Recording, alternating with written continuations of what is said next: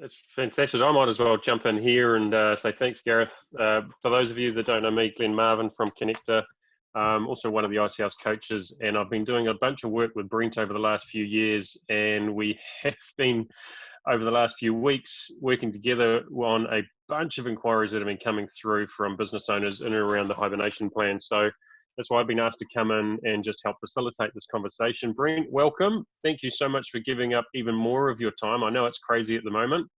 But what's the temperature like out there in regards to business and the hibernation plan and the sorts of questions that are coming through for you? Yeah, so look, it is pretty brutal. So one of the things, and this is not a pitch, but one of the things we do is we offer a free 30-minute legal consult, and as a result of that, we're just, the phones are going off, and our calendars are pretty full. For a lot fuller than usual. We're doing 8 to 12 calls, scheduled calls a day with new business owners dealing with these kinds of issues. Some of those conversations are just absolutely brutal, and people are already talking about liquidation. To be fair, some of those conversations, the business was already struggling prior to COVID, and this has just been the straw that broke the camel's back. And then, and there are some businesses that were doing really well, and then just had the cash flow turned off, and the expenses have not turned off, right? So it's a massive problem. So I found a lot of what I'm doing is answering the same questions actually every day, and it's around how do we stop some of these expenses, how do we spread them out, and how do we get our cash back in the business. And so that's why I put together the business hibernation plan, which covers it from a legal perspective on how to answer those questions, because I suppose it stops me having to have the same conversation multiple times every day, and all the information's there. It's free. Absolutely, and there's some real core things in and around that hibernation plan, and let's just work our way through them step by step. Where one of the hardest conversations that people are having in their businesses right now, or are either having or they're worried about having, is in and around staff. So staff is generally one of the biggest overheads of any business, and there are plenty of us that are having to make sacrifices, whether we're keeping all of our staff on at reduced rates, whether they're trying to keep everything going, or trying to streamline the businesses. What are the sorts of questions you're getting in and around staffing? And what is, from a legal perspective, what are the sorts of recommendations that you're making to the different businesses? So look, the starting point is, the overwhelming majority of business owners feel a very high moral obligation to their staff and to their team. And, I think sometimes the mainstream media and or the government kind of paint business owners as the big bad wolf, and they're just looking to screw their staff. The business owners I'm talking to genuinely care about their team, and they're not looking to screw them. But at the same time, it's necessary to reduce costs to be able to survive and come out the other side of this. And so the typical business owner that we're dealing with is looking to decrease some of those costs. Now, for some businesses, the wage subsidy is going to get them through, and for some, that's going to be the ones that it'll work well for are typically people that have staff on low salaries, because it's going to subsidize it pretty well. It's not that helpful for some businesses with higher salaries, and that's where people are struggling. So look, there's the key message that I'm sending to business owners is communicate, have a hard conversation, and don't delay it. If you need to have that conversation, do it early. If you can get through this by reducing hours, reducing pay, getting people on annual leave, those are some really good strategies. And if those will work, then do them. But I'm also finding there are a lot of business owners now whose business has fundamentally changed, and even after lockdown, it's going to be different. It's not going to be as profitable. And so they're looking at really getting those numbers, staff numbers down. And so, for a lot of those people, it's about redundancies. Yep. So John Key last week came out and I think it was very, very succinct in saying that we can pretty much categorize the businesses in three different areas: those that are essential services and it can still operate and trade as usual. And in fact, some of those are in absolute growth mode. Then there are those that can potentially do some work remotely, work from home. They're on reduced hours. They've taken a hit, but they are not insolvent and they're able to probably trade through with some support. Yeah. And then there is things like the tourism and many hospitality businesses that are out there that are absolutely critically impacted by this.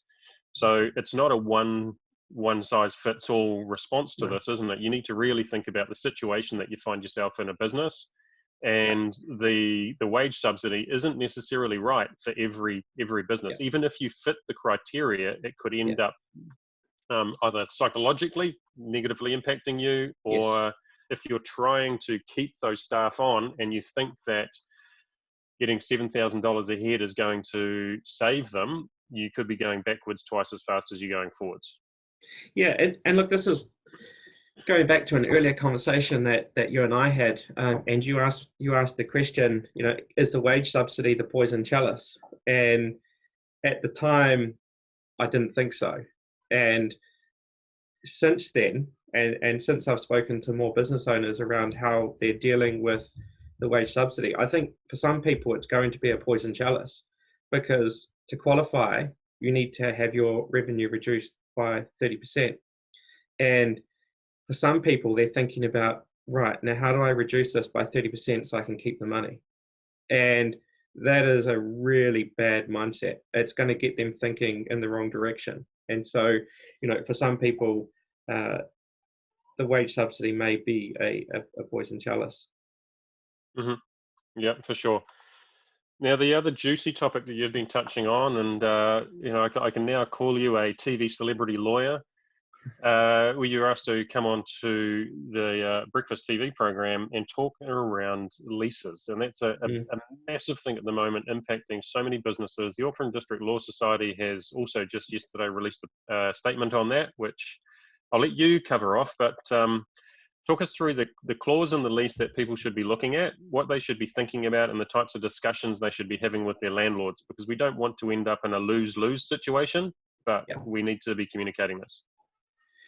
Yeah. So look, I'm not a property lawyer. That was my starting point, and I had a client come to me saying, "Can I stop paying? Can I cease payments on my lease?"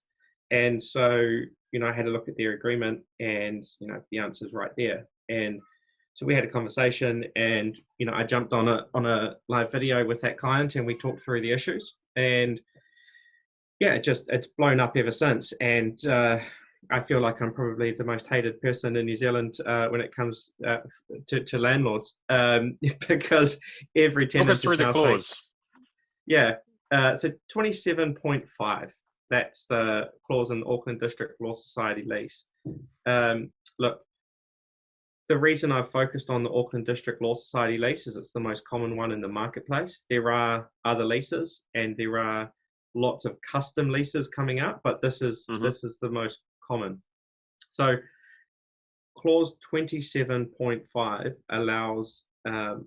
it provides for a situation where there's no access in a case of an emergency. Now, stage 4 lockdown qualifies as an emergency, and there is no access, and so this clause is triggered. Now, effectively, what happens is while you're in an emergency and you can't gain access to your premises, only a fair proportion of the rent is payable during that period, and that's what's causing the controversy, right? So, what is fair? What is fair? And when I'm acting for tenants, I'm looking at it from their perspective, and if they're a business that is no longer trading, and let's talk about hospitality, their cash flow is gone to zero, and they have zero cash flow, they have zero access, and so I'm saying a fair rent is zero. And and in my view, look, that's a bit brutal for landlords, and they've got expenses to deal with as well. But if they want a tenant after lockdown, they're going to have to cut a deal, because if they don't, a lot of these businesses won't survive, and the landlords are just going to be in a worse position trying to find tenants, right? So we need a practical solution here. At least it's a starting point for a conversation, right? Exactly. And look, I know a lot of landlords are just saying, look, we'll give you a 50% discount during this period, and that's a very common offer. And for some businesses, that's the right decision. For some businesses, that is going to be fair, and it is the halfway house. And so it is really case by case. What is going to be fair. And look, you're right. The Law Society released a statement on this, and quite rightly, they've just endorsed what I've said. They're not seeking to interpret it in any way. They're saying, we need to be pragmatic. We need to work together, and they've just given a bit of background around what the intention was. So, look. Yep. For those of you interested, we will supply that to the Ice House team, and we'll see if we can get that distributed to you. So the Law Society is in essence explaining the rationale behind the clause and why it was inserted, rather than taking a position on it and saying, look, legally this is where you stand. Yeah, and that's the right thing for them to have done. Look, the key message that I'm giving people is communicate. And for most people, they don't need to rush off to their lawyer to do that. And in fact, rushing off to their lawyer may be a disservice. And so if you have a good commercial relationship with your lawyer, with your landlord, you should pick up the phone and you should have a conversation about your situation and do something that works for both of you.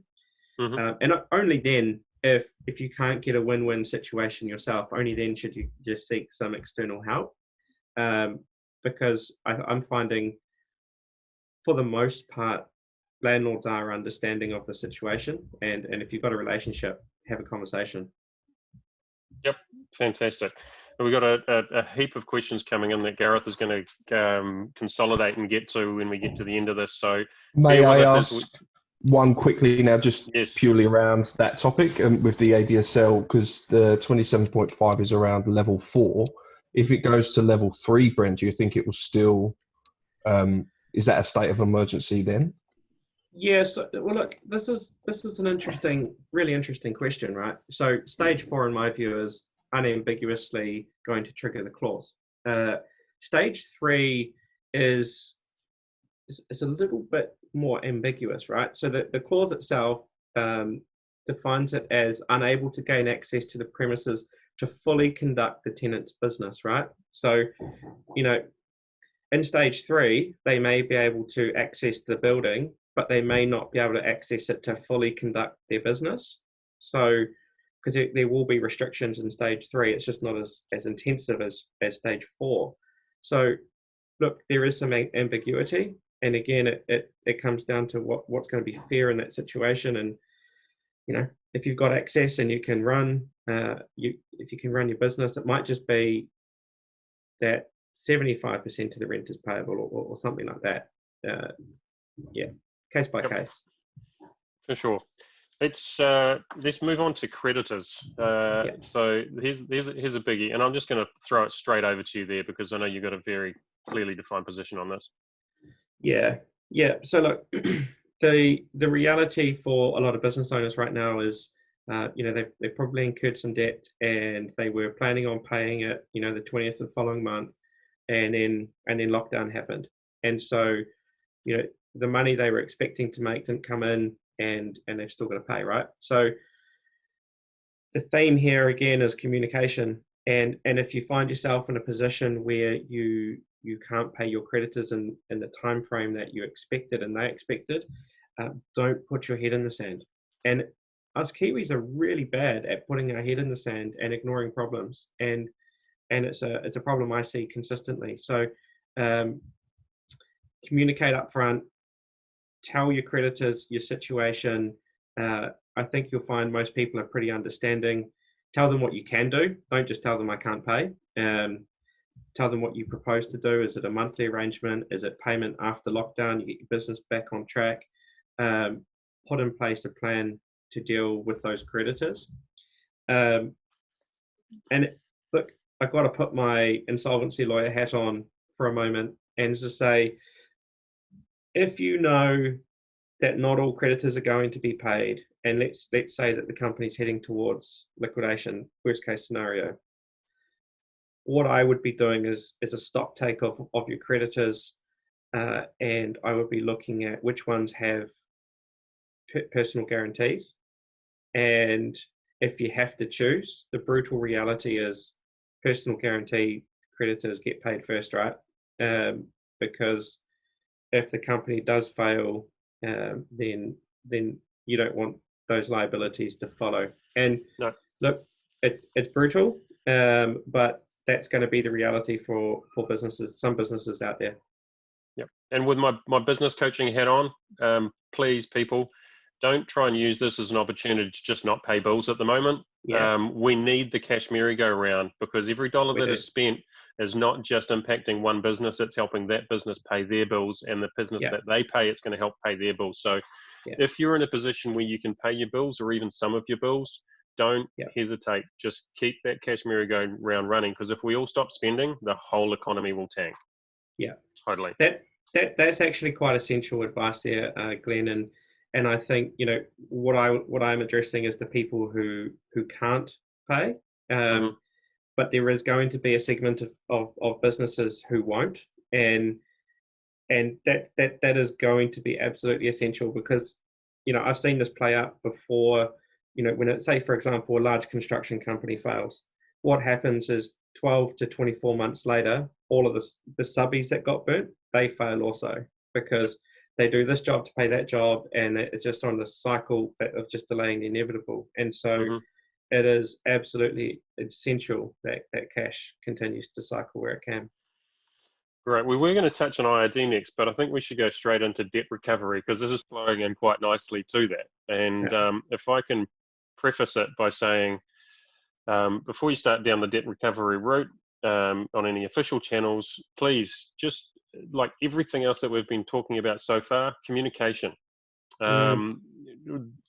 Quite often, if you stick your hand up and you say, hey, look, we actually need this because we've got bills to pay and we want to keep our staff on and things like that, you'll be amazed at how many of those businesses that were holding on to a bit of cash will turn around and say, hey, yep, absolutely, we of course we're going to pay our bill. And the closer the relationship you've got to those people that owe you money, the more likely it is you're going to get paid. Yeah. So from your perspective, mate? Yeah. So look, from my perspective, there are only two types of debtors, and it's those who can't pay and those that won't pay.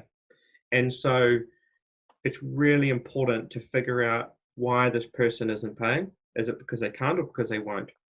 You know, and under won't, there's an umbrella of possible scenarios. Maybe they dispute the invoice amount, maybe they dispute the service, maybe that's why they won't pay, or maybe they're just using COVID-19 as an excuse. But once you work out whether they can't or won't, then you can deal with them in the way that they need to be dealt with, because it's very different. And so if they can't pay, you need to work that through with them in terms of what's going to be an acceptable arrangement, and that's going to be a bit more of a collaborative approach. And again, communication. When I'm collecting money and we're talking about an arrangement, my approach is trust but verify. So I don't just blindly trust everything that I'm told, because unfortunately experience tells me that debtors lie. And so you have to have that lens on, and you want to verify their position if you can. So if they're actually struggling to the extent they are, I want to see the financials. And often actually asking to see the financials, asking to see the proof you need, will just result in them saying, okay, fine, we'll just pay it off in an earlier term, and they just don't want to disclose it, right? So it's really important to have a debt recovery plan. And I think this is where a lot of businesses don't actually have a plan and a policy around how they're going to collect debt. It's more ad hoc. It is, you've got someone in the business that might send some emails. Xero might do some automated responses, but having a policy in place, which is right, for example, the person with the client relationship is the best person to pick up the phone and just check in. How are things going? Make sure they're happy with everything, make sure they can pay, and get a commitment. And then it escalates, right? So what are you going to do when it hits 30 days? What are you going to do when it hits 60 days? Don't leave those decisions to the 30-day mark. Make those decisions now and have a policy in place, and you just follow your process. And at some point, whether it's 60 or 90 days, you're going to have to outsource it. So if they haven't paid by a certain point, your policy is, right, this goes to a debt collector or a lawyer, depending on the amount and what your strategy is. And this is going to be our approach. And you have to lead them down that path as well. For debtors who won't pay, it's mostly business as usual right now when it comes to debt recovery. The courts are still accepting documents. It's a lot slower. The process is slowed down, but you can still issue stat demands. You can still apply to liquidate.